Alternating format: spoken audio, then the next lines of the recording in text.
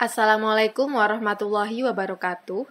Pada pertemuan untuk perkuliahan pemrograman lanjut pada kali ini, saya akan membahas tentang konstruktor dan scanner yang bisa diimplementasikan pada Java. Adapun outline, ya, dari perkuliahan kita kali ini adalah konstruktor dan scanner, dan juga tipe-tipe dari konstruktor itu sendiri. Apa itu konstruktor? Jadi konstruktor ini memiliki fungsi yang sama dengan method, namun konstruktor berbeda karena konstruktor tidak bisa mengembalikan nilai atau return. Dan syarat untuk membuat konstruktor adalah nama dari konstruktor itu haruslah sama dengan nama kelas yang akan dibuat konstruktornya. Jadi terlihat pada gambar di sini, contohnya ketika saya memiliki kelas mahasiswa, maksud saya kelas mata kuliah, lalu saya ingin membuat konstruktor dari kelas tersebut, maka konstruktornya tadi harus memiliki nama yang sama, yaitu mata kuliah. Dan karena konstruktor ini tidak bisa mengembalikan nilai atau menggunakan fungsi return, ketika saya tuliskan return pada blok konstruktornya, maka akan muncul error seperti pada gambar. Maka dari itu, yang membedakan antara konstruktor dan method adalah fungsi return yang tidak dimiliki oleh konstruktor. Dan tujuan utama dari pembuatan konstruktor adalah untuk melakukan inisialisasi variabel instance dari sebuah kelas. Jadi dari pertemuan sebelumnya kita sudah memahami apa itu variabel instance dan perbedaannya dengan variabel kelas, di mana variabel instance ini bersifat dynamic, jadi bisa diubah pada saat melakukan inisiasi objek, seperti itu. Nah, tujuan utama konstruktor adalah melakukan inisialisasi dari variabel instance ini. Dan adapun terdapat dua tipe konstruktor. Yang pertama adalah parameterized konstruktor dan yang kedua adalah default konstruktor. Untuk parameterized konstruktor adalah sebuah tipe konstruktor yang dapat menerima parameter. Dengan menggunakannya, kita dapat menginisialisasi variabel instance secara dinamis dengan nilai yang ditentukan pada saat membuat instance. Pada contoh gambar di sini, ketika saya membuat konstruktor mata kuliah, saya juga memasukkan parameter di dalamnya, yaitu berupa nama makul dan kode makul dengan tipe data string dan integer.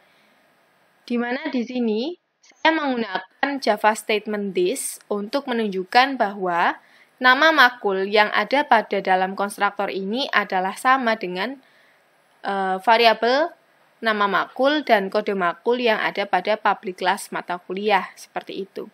Jadi this di sini adalah mereference dari variabel nama makul dan kode makul dalam kelas mata kuliah. Dan nama makul di sini adalah parameter dari konstruktor mata kuliah itu sendiri. Jadi di parameterized konstruktor, konstruktor ini mengizinkan kita untuk memberikan sebuah parameter atau atribut dari konstruktor. Sehingga nantinya ketika dipanggil, ketika kita memanggil di public static void main-nya, itu nanti bisa kita lakukan manipulasi atau pengeditan ya. Pengeditan karena sifatnya kan dinamis, seperti itu. Jadi ketika saya membuat instansiasi objek dari kelas mata kuliah ya, karena saya tadi sudah melakukan konstruktor, saya sudah membuat konstruktor mata kuliah juga. Di sini saya bisa memanggil mata kuliah ya sebagai kelas konstruktornya. Lalu alpro di situ adalah objeknya, sama dengan new mata kuliah ya, sama seperti pembuatan objek pada pertemuan sebelumnya, yaitu kita membuat objek MHS dari kelas mahasiswa, seperti itu. Nah, bedanya di sini kita bisa langsung melakukan pengeditan untuk parameternya. Jadi di sini langsung saja dimasukkan. Karena tadi di awal kita sudah menuliskan di dalam konstruktor tadi ada dua parameter, yaitu nama mata kuliah dengan tipe data string dan kode mata kuliah dengan tipe data integer. Jadi di sini kita bisa langsung secara dinamis mengubah isi dari parameter itu ya, atau memberikan value untuk tiap parameter yang ada. Seperti ini. Oke, jadi ini adalah contoh dari parameterized constructor. Lalu, bagaimana dengan default constructor? Lain halnya dengan parameterized, di default ini kita tidak bisa memasukkan parameter atau tidak dapat menerima parameter. Jadi di sini proses penginisialisasian variabel instance itu menggunakan nilai yang tetap atau fix. Jadi ketika kita membutuhkan sebuah konstruktor dengan parameter yang fix, maka kita tidak perlu mengisikan parameter seperti parameterized ya. Jadi langsung saja default kita panggil konstruktornya itu adalah nama yang sama dengan kelas, yaitu ruang ya, contohnya di sini. Lalu langsung saja memasukkan bahwa nama ruang adalah E1, misalnya seperti itu. Jadi nanti nilai E1 ini ketika dipanggil itu tidak bisa diubah lagi. Jadi nilainya fix atau tetap. Jadi itu tadi perbedaan antara dua tipe konstruktor, yaitu parameterized dan default constructor. Oke, untuk selanjutnya, di sini saya akan memperkenalkan salah satu kelas yang dimiliki oleh Java util ya. Jadi kelas Java util ini memiliki sebuah kelas lagi, subkelas yang namanya adalah subkelas scanner. Dan subkelas scanner ini memiliki fungsi agar kita sebagai user bisa memasukkan sebuah input dalam program seperti itu. Bagaimana kita menuliskannya? Jadi di awal file setelah kalimat package ya, itu kita memasukkan kode yang pertama adalah import. Karena kita ingin mengimport kelas scanner ya, kita tuliskan import java.util.scanner lalu diakhiri dengan titik koma seperti itu. Nah, agar kita bisa menggunakan kelas scanner yang sudah kita import tadi, contohnya di sini kita akan membuat sebuah objek dari kelas. Ya, contohnya adalah objek input. Karena scanner tadi sudah kita import, berarti nanti di void main-nya ini kita bisa tinggal memanggil saja. Seperti halnya kita membuat instansiasi objek dari sebuah kelas, kita memanggil kelas scanner, lalu kita tuliskan nama objeknya, yaitu input ya, sama dengan new scanner system in. Nah, itu adalah parameter yang ada pada kelas scanner. Seperti itu. Lalu kita akan menampilkan ke output layar, ya, sistem out println, masukkan nama mahasiswa. Jadi kita di sini ingin user ini bisa mengerti apa yang harus dilakukan, yaitu yang pertama adalah memasukkan nama mahasiswa. Lalu kita buat variabel. Berupa tipe datanya adalah string, ya, variabelnya adalah nama, di mana nama ini adalah kita memanggil metode yang dimiliki oleh scanner, yaitu adalah next line. Next line berfungsi untuk membaca string ya. Jadi next line ini digunakan untuk membaca string.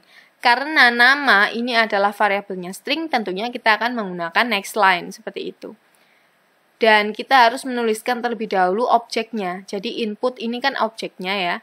Input dot. Karena input adalah objek dari scanner, berarti input bisa mengakses seluruh metode yang dimiliki oleh scanner. Salah satunya adalah next line, seperti itu. Lalu lanjut, yang kedua adalah masukkan usia mahasiswa. Ya. Di sini kita memasukkan variabel umur dengan tipe data integer. Lalu kita memanggil method nextIn yang digunakan untuk membaca integer. Ya, dengan objek input seperti itu. Adapun method yang dimiliki oleh scanner tadi ya, itu ada banyak. Contohnya salah satunya ada nextLine dan nextIn yang sudah kita praktekkan tadi. Namun lainnya ini mengikuti tipe data yang kita butuhkan. Misalnya kita menggunakan tipe data float atau desimal ya, misalnya. Jadi kita harus menggunakan yang next float. Lalu misal kita membutuhkan isian yang panjang, lalu kita menggunakan next long, seperti itu. Jadi ini contoh method lain yang dimiliki oleh scanner, seperti itu. Baik, langsung saja kita praktekkan menggunakan NetBeans seperti biasa.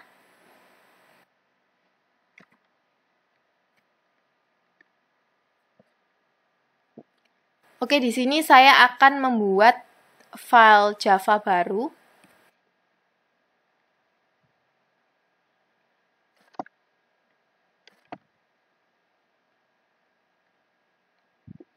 Saya akan membuat Java kelas baru.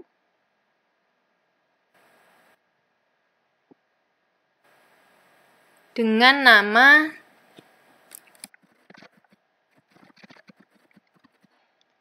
data mahasiswa. Seperti itu, lalu kita klik finish.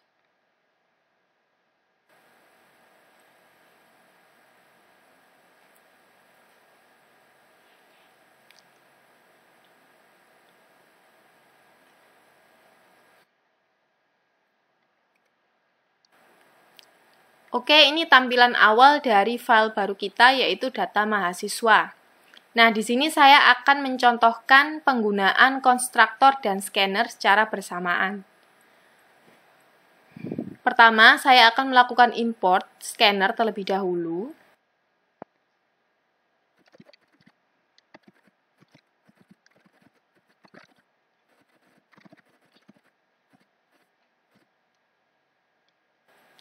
Nah, setelah itu, di sini saya akan membuat sebuah konstruktor, ya. Salah satu contohnya adalah parameterize konstruktor.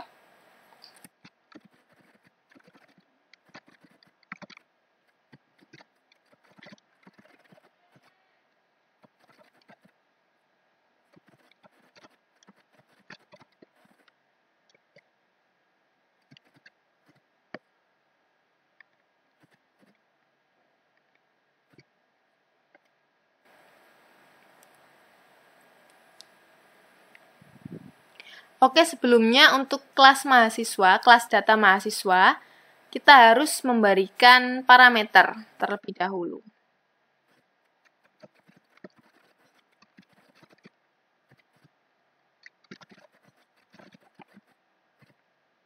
Oke, seperti ini ya.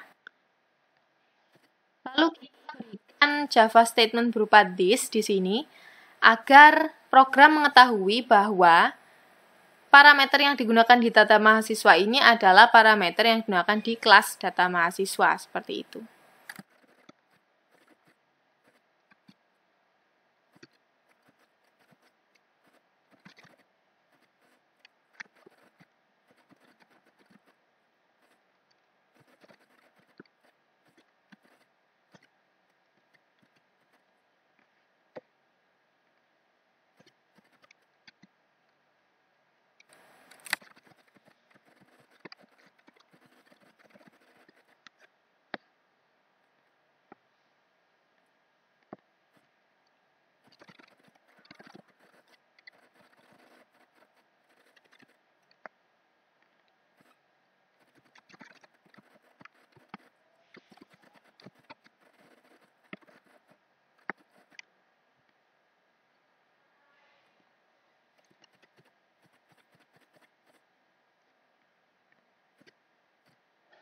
Oke, contoh konstruktor yang kedua adalah default constructor.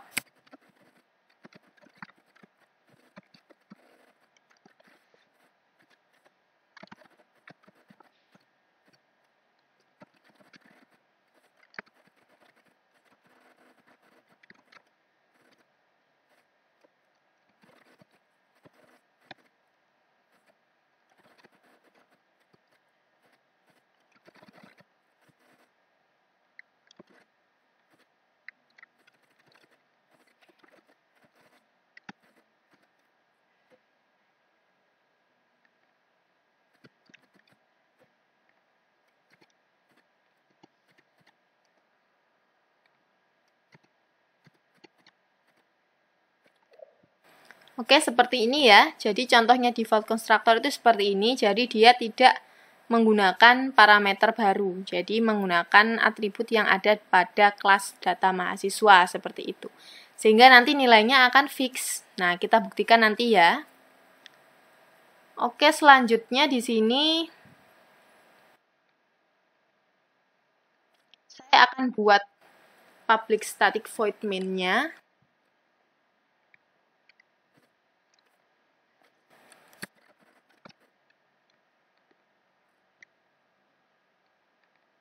Oke, jadi agar kita tidak menuliskan satu persatu public static void main string args kan terlalu panjang. Kita cukup menuliskan PSVM lalu klik tab. Nanti akan otomatis menjadi statement seperti ini. Coba saya ulangi ya. Oke, jadi akan otomatis berubah seperti itu. Jadi ini sangat memudahkan ya pada saat penulisan coding. Nah, di sini selanjutnya saya ingin menampilkan perintah untuk memasukkan data mahasiswa terlebih dahulu ya.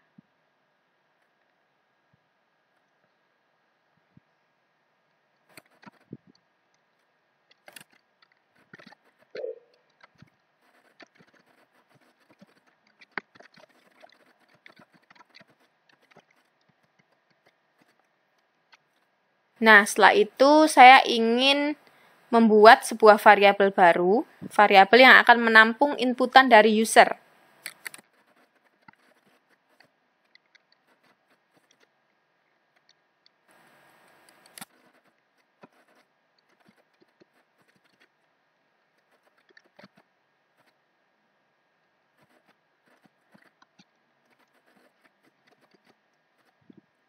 Nah, di sini saya belum mendefinisikan input itu apa, jadi maka akan error seperti ini. Kita definisikan dulu ya. Input adalah objek dari scanner, seperti ini.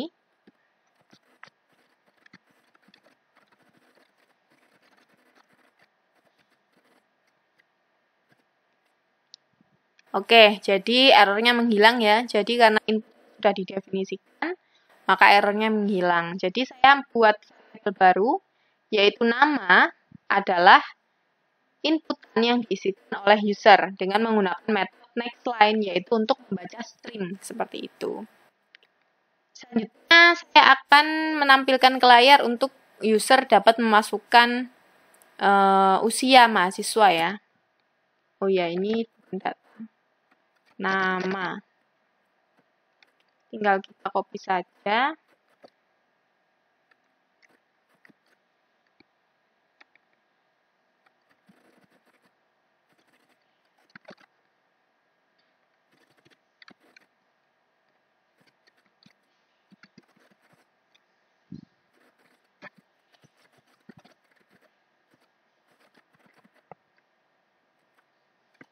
Yang saya contohkan tadi ya, ada banyak sekali metode yang dimiliki oleh input, di mana input adalah objek dari kelas scanner. Tinggal kita sesuaikan saja, kita butuh yang mana. Nah, ini usia, maka kita akan butuh untuk membaca integer kan ya. Seperti ini. Kita run dulu. Caranya, untuk run bisa kita klik kanan, lalu run file. Nah, kita ini kan membuat kelas baru ya, dan kelasnya ini bukan main class. Jadi kita perlu menggunakan shift F6 atau run file. Nah, ini sudah muncul di output, masukkan nama mahasiswa. Nah, di sini akhirnya kita bisa menggunakan import scanner. Misalnya kita masukkan saja di sini namanya adalah Hidayah ya. Lalu masukkan usia mahasiswa, misalnya 25. Oke, sudah ya, sudah berhasil ya, tidak ada error. Dan program akhirnya bisa melakukan input dari user, seperti itu. Nah, sekarang saya akan mencoba untuk menampilkan inputan yang sudah dimasukkan oleh user menggunakan konstruktor.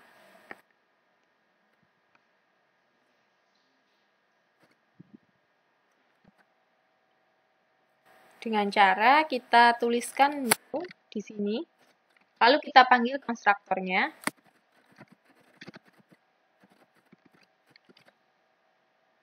Seperti Time ini. is 1 o'clock p.m.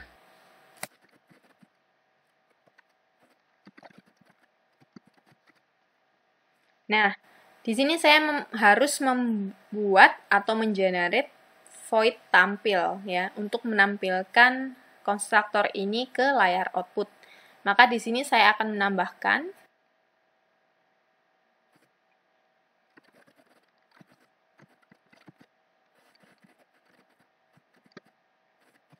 metode void tampil yang mana nantinya akan muncul nama mahasiswa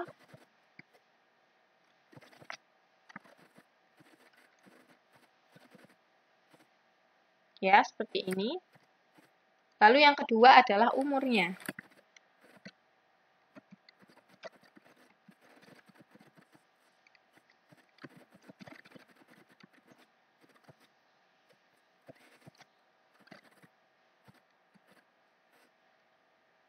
Oke, seperti ini ya. Jadi di sini nanti sudah hilang ya errornya ya, karena metode tampil sudah kita definisikan.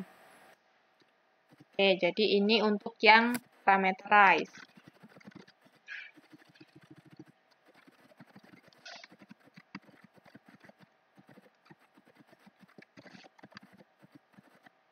Parameterized konstruktor atau konstruktor dengan parameter seperti itu ya. Karena di sini kita memasukkan parameter nama dan usia seperti itu. Lalu untuk yang berikutnya kita akan memanggil default constructor.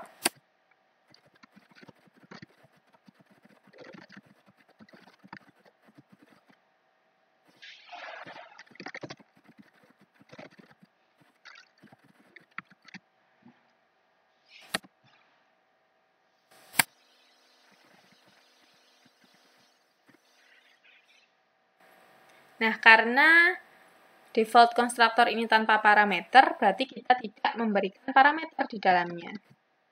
Jadi hanya seperti ini. Oke, jadi yang atas ini adalah memanggil parameterized constructor dan yang bawah adalah default constructor. Di sini saya akan memberikan keterangan ya, agar nanti kita bisa membedakan hasilnya mana yang parameterized dan mana yang default.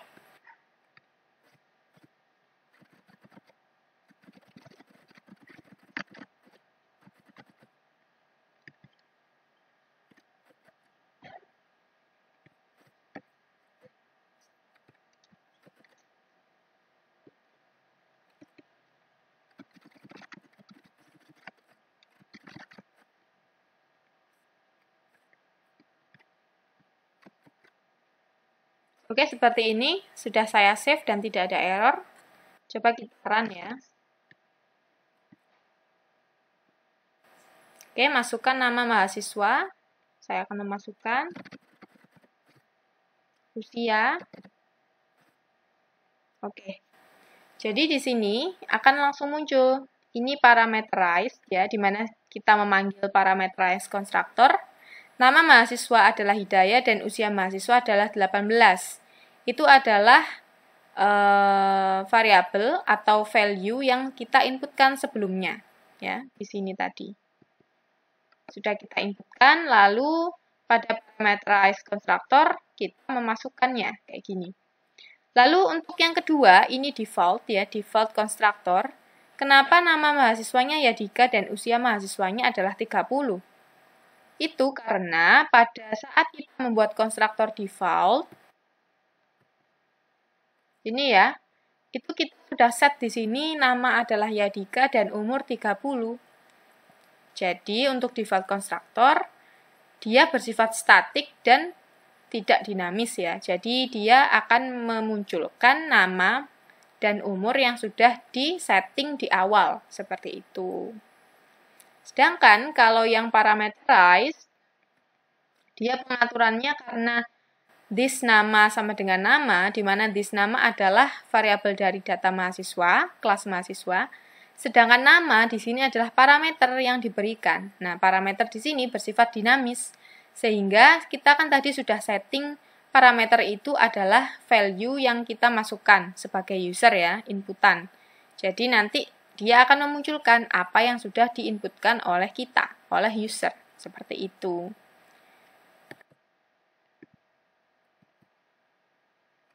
Baik, jadi seperti ini contoh praktikum untuk dua tipe konstruktor yang berbeda, yaitu yang parameterized dan default untuk konstruktornya. Dan juga kita sudah mencoba untuk import scanner dan juga menampilkan dan mengaplikasikan scanner secara implementasi ya. Jadi saya rasa cukup sekian untuk pertemuan pada kali ini. Silahkan kalian mencoba masing-masing menggunakan package yang sama dengan nama kalian, ya. Seperti pada percobaan-percobaan yang kemarin, tinggal tambahkan saja kelas baru di dalam package itu. Dan lakukan apa yang kita praktekkan di video ini. Baik, apabila ada yang ingin ditanyakan, silakan tuliskan pada kolom komentar. Dan saya ucapkan terima kasih atas perhatiannya. Saya rasa cukup sekian. Wassalamualaikum warahmatullahi wabarakatuh.